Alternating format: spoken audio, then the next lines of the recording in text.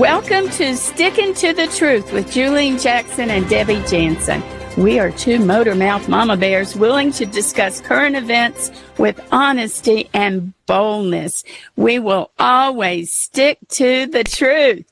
Hi there, Debbie. I'm sticking to the truth. Julene. How are you doing today?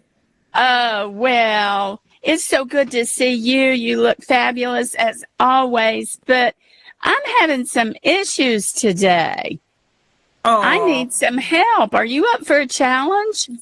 Sure. What's going on?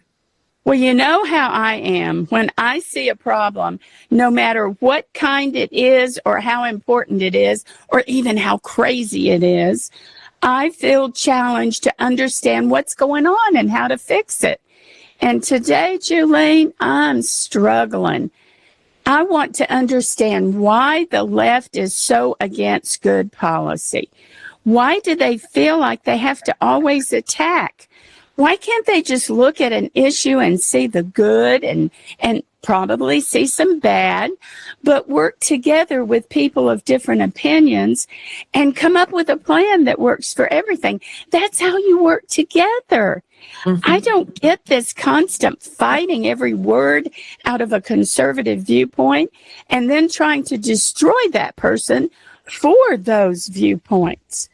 I want to understand a liberal Democrat today and why they do what they do. But after this week like we've had, I'm just floored and confused. All they seem to want to do is sing badly and fuss and cuss and try to find some new way to bash conservatives. So, Julie, let's play a little game, can we? Oh, boy. Okay. Oh, boy, here it comes. You be the liberal voter who watches The View. I know that's hard for you, but let's pretend. Let's pretend, okay?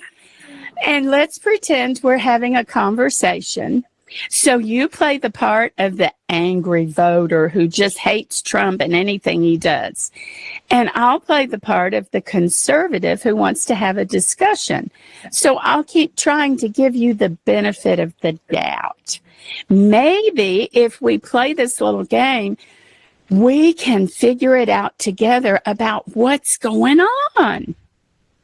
What do you think? Okay, this is going to be fun, but can I do a little disclaimer and just apologize ahead of time for all my liberal friends? I do live in Washington, D.C., so I have quite a few liberal friends.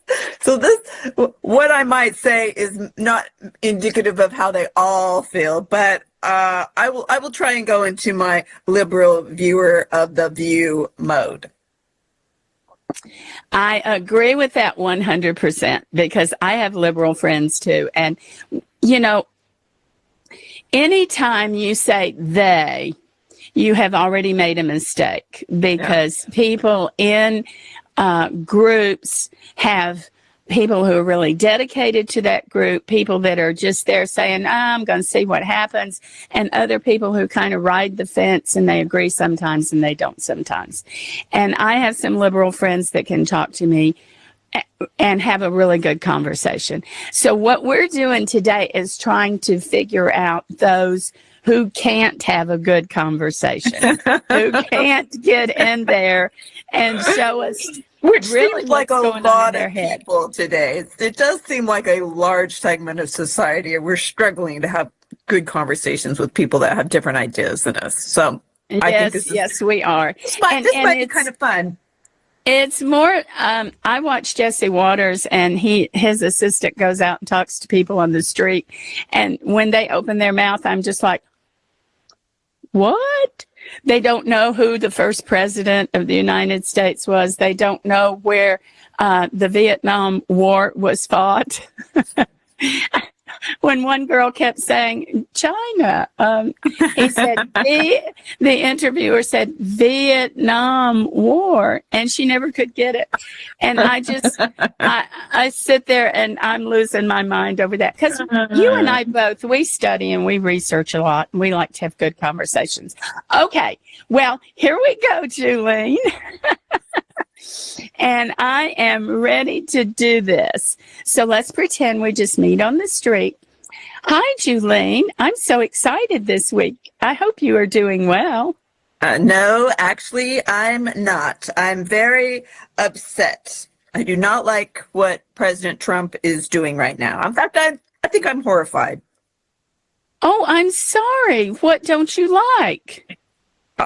Are you kidding me? He's like a radical fascist. He's causing chaos. He's ruining lives. I hate to say this. I'm so sorry, but I think he's Hitler. He is a power-hungry man who is acting like God. We need to get him out of office. I even think he just flat out said, I'm going to be a dictator. Now, what is there to be happy about that? Well, first, he was joking about being a dictator. He just was trying to make the point that he wants to get things done. Oh, he is ruining our democracy. We need to get him out for the sake of freedom and our country. I honestly think someone needs to go to the White House and drag him out. I didn't say take him out, but drag him out. Oh, my. Well, first of all, he is following the law, and I know you pretty well. I thought you believed in democracy. Oh, I do, and that's why he needs to go. I mean, he just can't cut aid and fire people and get rid of agencies. I mean, he's playing with people's lives here, Debbie. Okay, but if you take him out of office just because you don't like him, that's not democracy. That's anarchy and lawlessness. Democracy is when the people get to decide and everyone follows the law. Oh, well, everyone I know disdains him. We don't like him. We want him out. And besides, we think the election was rigged. Well, there's a lot of that going around, I understand, but the majority of the voters said they want him in. The majority of the voters voted him in. Oh, boy. Well, I think some of the problem is the Electoral College. I mean, winners don't actually win. You know, I think we really need to get rid of the Electoral College. That's probably why we're in some of the mess that we are.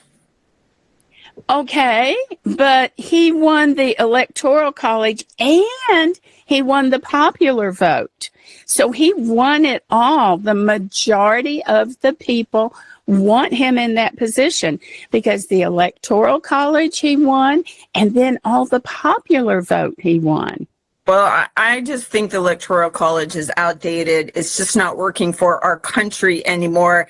And besides, the problem is, I just think people are, I don't want to say stupid, but maybe uneducated, you know, the kind that just like love their Bible and love their guns. I mean, I think we need to come up with a better way to elect a president now. I mean, maybe you shouldn't be able to vote for him if you're not qualified, if you don't have a certain kind of education or income or at least a working knowledge of the Constitution.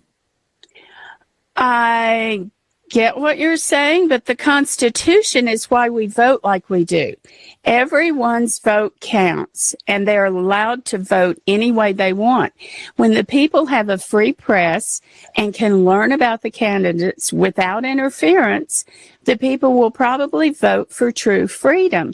If everyone is free to vote the way they want, then we, the people, get to control our own future. That's not true. I don't believe that. What's not true? Well, I think everyone that voted, they voted wrong because they were misled by President Trump's lies, by the media lies. He probably bought votes, with all of his money. And besides, he's just not a nice guy. I mean, he's mean, he's hurtful, he's harmful to our nation. His truth is according to his perspective. And, he makes fun of like the little people, the poor people, the marginalized people that are on the fringe. And it just makes us feel bad about ourselves. Okay, let's try this another way. I think he's doing a great job by reducing the waste in government. Aren't you happy that the American people won't be on the hook for massive debt?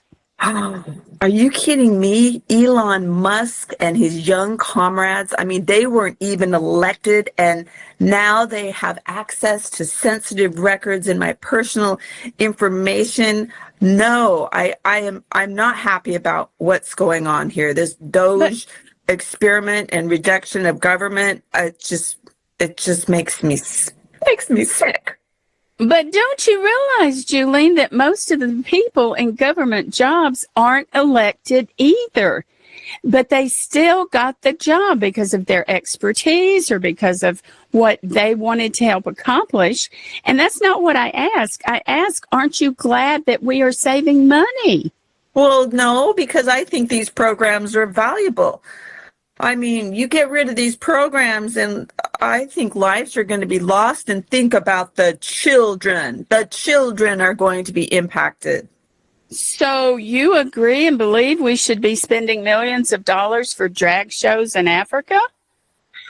Well, Deb, now everyone has a right to live their life according to what makes them happy and how they might be feeling. It's not hurting us. I mean, really, how's that impacting me?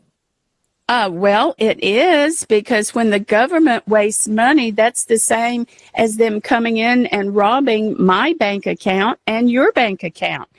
I'm the one that has to pay taxes, and then they give my money to terrorists or hoping they'll purchase condoms or for the drag shows or whatever. They're wasting the money that I give them, so I constantly have to keep giving them more.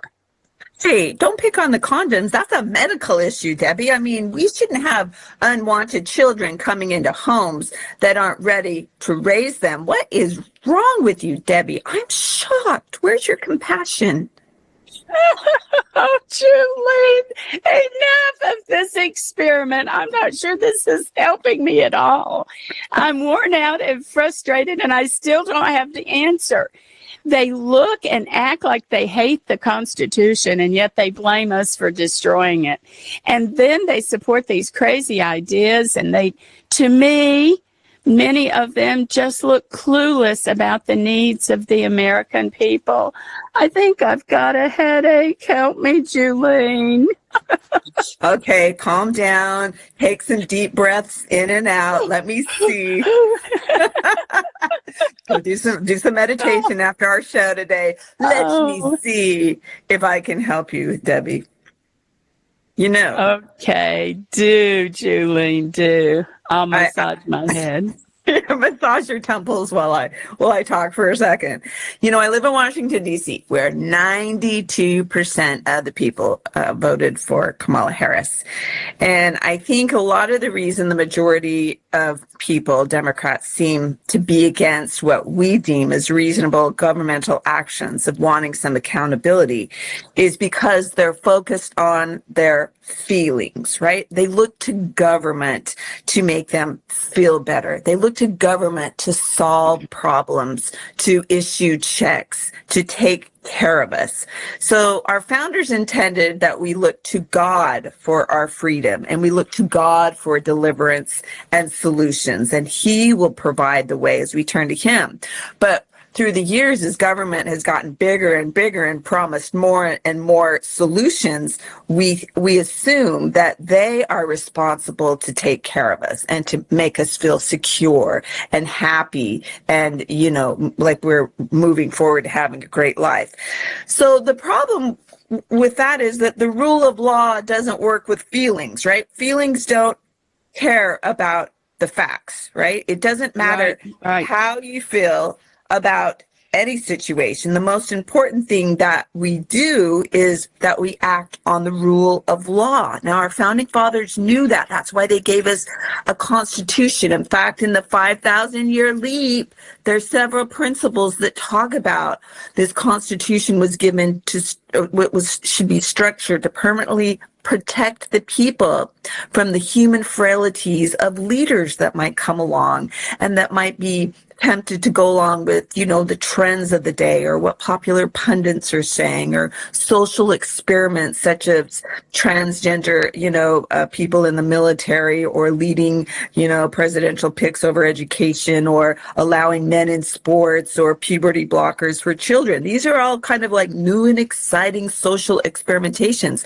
So our founders wanted a constitution that would permanently protect the people from some of these kind of tempting, new and appealing, alluring ideas that some leaders might hold on to. And they also knew, our founders said in the 5,000-year leap, that our inalienable, our God-given rights are best protected when the principles of government are set forth in a written constitution, right, that houses the rule of law, because that is unchanging, or it's very difficult to change the Constitution. And they wanted it to be difficult to amend because that unchanging law is what gives society stability, and it anchors them from kind of these new and exciting trends of the day, you know. And so that is why it's so important that we turn to the rule of law and not give sway to our feelings. I love it. I love it. You have explained it so clearly, as you always do in your classes. So even though they need to study civics and government 101, Yes. Yes. their biggest problem is that they want to govern by their feelings rather than govern with what our forefathers put forth in the law. And I want to encourage all of our listeners, go to Moms for America. All you have to do is sign up and you can take free classes. Julene and her husband Al are now teaching the healing of America. We learn history there. We learn about the Constitution. She teaches on the 5,000-year leap, which teaches us about what you need to know to understand our presidents and our Constitution and how we can go forward. So, Julene, thank you for all your wise advice, and thank you for taking the other side for a little bit and playing with me. It was kind of fun to be unhinged there for a minute. Well, we always are a little unhinged, aren't we, Julene, when we get to talking? But I love your explanation, and I love what you've taught us today. And the little experiment did send me in a different way of looking at their issues. It's hard to blame somebody for what they feel. You just want to teach them the facts, because when we live by truth and we live by facts, we're going to have a better life. It's like we always said, trying to live by a lie is like trying to nail Jell-O to the wall. It just can't be done. And I feel sorry for anyone who doesn't have the truth. So thank you for that little experiment today. Well, you know, we got something else going on. We just celebrated President's Day. Can you share a little bit about our first president? Oh, George Washington. I'm hiding George Washington there. Can you see him in the background? Yes, I can. I invited him to the podcast today. I love George Washington. I can barely talk about him. When I teach about him, I inevitably just feel weepy because I just feel the spirit of this man. So his actual official birthday is this Saturday, February 22nd. And about 100 years after he was sworn as president, America started to celebrate his birthday, and they made it a federal holiday. And then about 90 years later, they just lopped it all into a day called President's Day to honor all presidents' contributions, which is the third Monday of every February, which we just celebrated a few days ago. But I love George Washington. You know, he was a man of great honesty. He sought truth. He was an integritous man. That's why that story about him chopping down the cherry tree when he was a little guy, you know, we want to believe it because it's so true to his character and nature. But there's no actual facts that he chopped down the cherry tree and told his daddy he could not tell a lie that he did it. But it encapsulates the kind of the man that he is. But, you know, one of the things that he was most embarrassed about was his lack of education. He didn't have the kind of education that Thomas Jefferson or John Adams did, but boy, he had wisdom. And it's, I believe, because he was a man of God. He was virtuous. He was deeply religious. I mean, he would encourage the troops when he was the general of the Revolutionary War to go to church. And when they had important battles or big battles or all battles were important, he encouraged often prayer and fasting. And he forbade anyone in his regiments to use foul language or to swear. I mean, he kind of like maintained that military moral code of conduct from Joan of Arc 300 years earlier. And so he was just that kind of man, that he was honorable and he was God-fearing, and he was the only president that was elected unanimously. He never sought for power. Wow, that is fantastic. Doesn't that say a lot about him, you know? Yeah. And he was a tall man too. I mean, the average height of men back in that day was about 5'7". He was 6'3", and he was well proportioned. So he probably had a good, strong build. He was commanding, and people said he was majestic. When he entered the room, you knew that, you know, someone had entered. And so he died at 67. Unfortunately, he just, had finished his 2 terms as president and then stepped down. They wanted him to keep serving till he died, but he knew he didn't want to be a king. I mean, that's what they did in England, and he didn't want kingly government.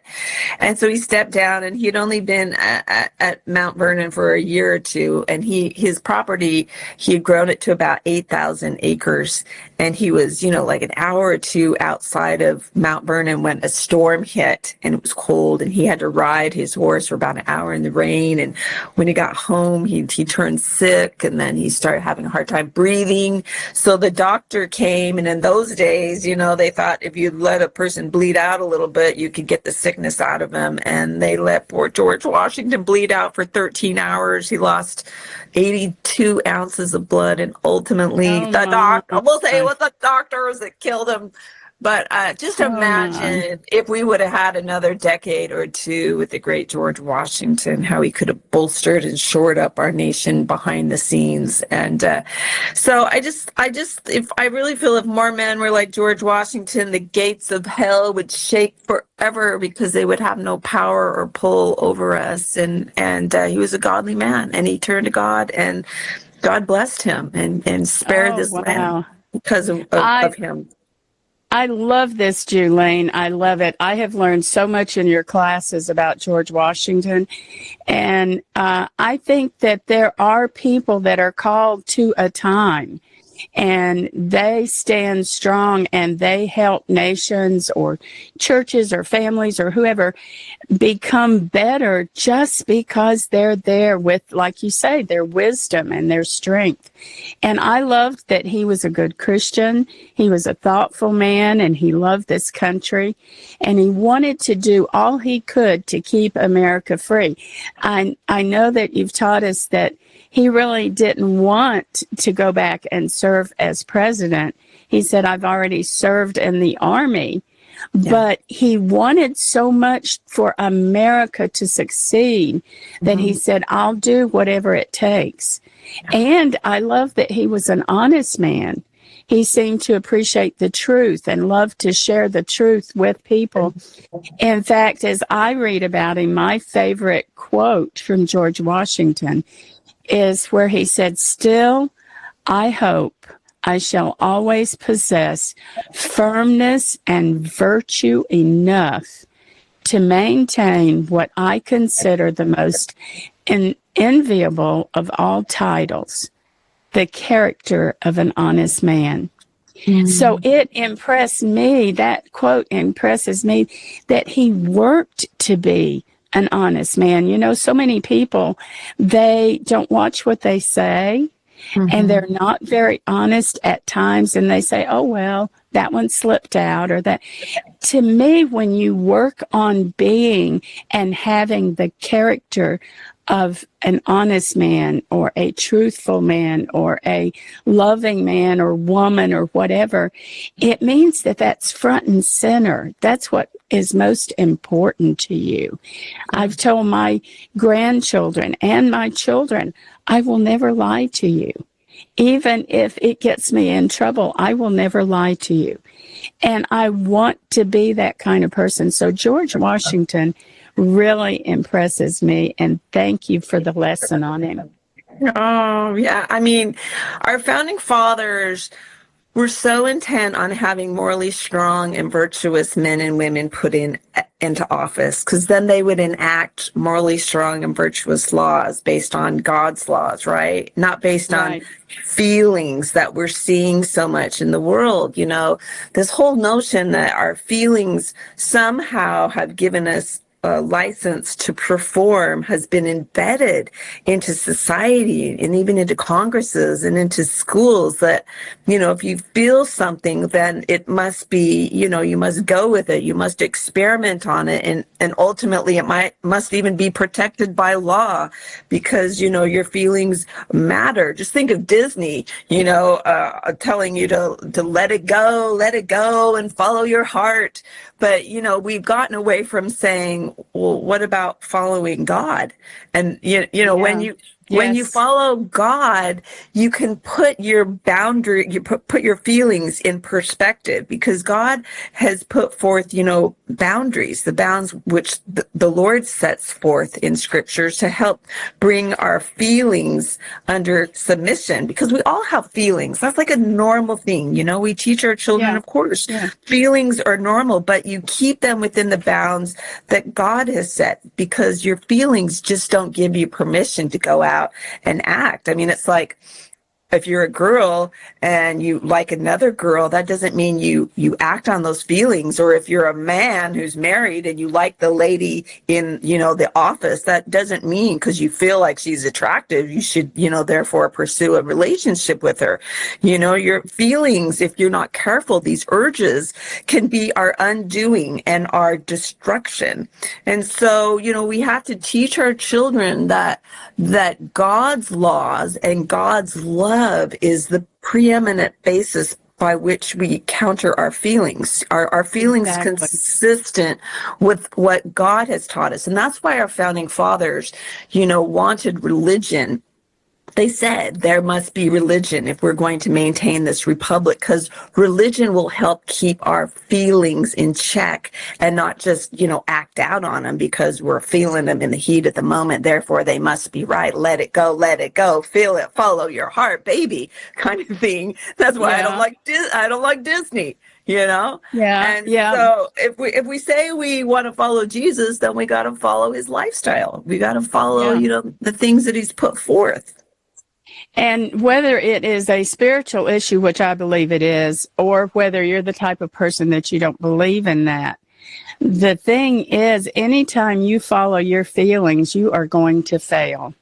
Because feelings are like feathers in the wind. They just tip and bend to anything. You can't get a job done if it's based on your feelings.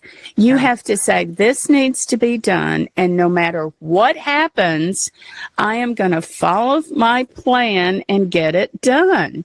Yeah. If you're always giving in to your feelings, then you're always failing. The body wants to be lazy and comforted and just sit around. It is the mind that says, get yourself up and let's get going. Yeah. And when we do that, we progress. If you are always following your feelings, you never, ever progress. Yeah. And thank you, Julene, for that. So do you have a tip for us today? Well, I think I'm just going to go right along with that thought that our feelings don't give us license to perform. It's God's law that gives us the permission and the license to perform, that his saving truths are absolute, they're independent, and they're defined by him. He has established the boundaries himself based on natural law for the benefit for those that he's created, us as children, you know. So if you really love him, then follow him. And then you just wait and see how he elevates and he blesses you. And that is what George Washington did. And that's why he's one of my greatest heroes. Blowing kisses to you, George.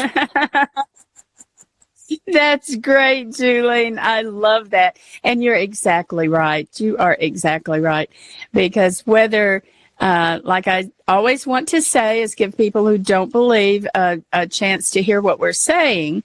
Even if you don't believe in God, I would challenge you to look at any project and say they went 100% with their feelings and they were successful. Because feelings get in the way of getting the job done. And so when you really want to have the best life ever, I agree with you, Julene. You turn your life over to God, and He will take you to places that you cannot believe. You can follow dreams that you never thought would happen. There's a book that I love. It's called All In. It's by Mark Batterson.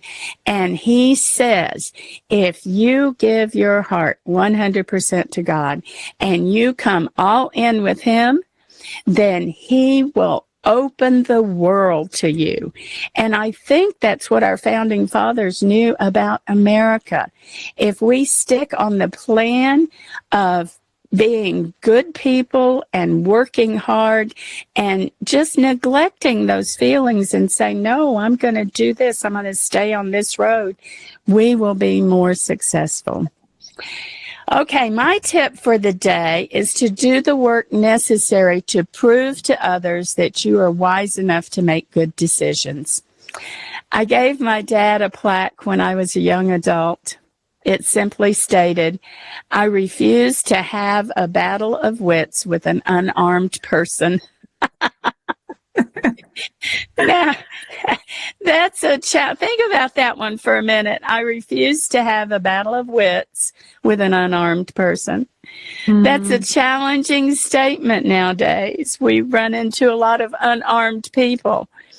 But I encourage our listeners today to do your homework, do your research, and never use emotions to try to change people's minds. Instead, prove your points with knowledge and wisdom. Oh, Julene, darling, this has been fun today. It has. It has. Woo. Thank you for helping me see the light, girl. It's been an exciting time today to kind of change our roles and try to get into the minds of others. Thank you for being with us today. Subscribe to this podcast and join us again. You can ask a question or request that we dig into a specific topic by writing me, Debbie, at debbiejansen.com. And thanks again to our wonderful producer, Ken Jansen. We couldn't do this without you, honey. This is Debbie Jansen, and I'm sticking to the truth. And I'm Julene Jackson, and we hope you keep sticking to the truth. We'll see you next time. Bye-bye.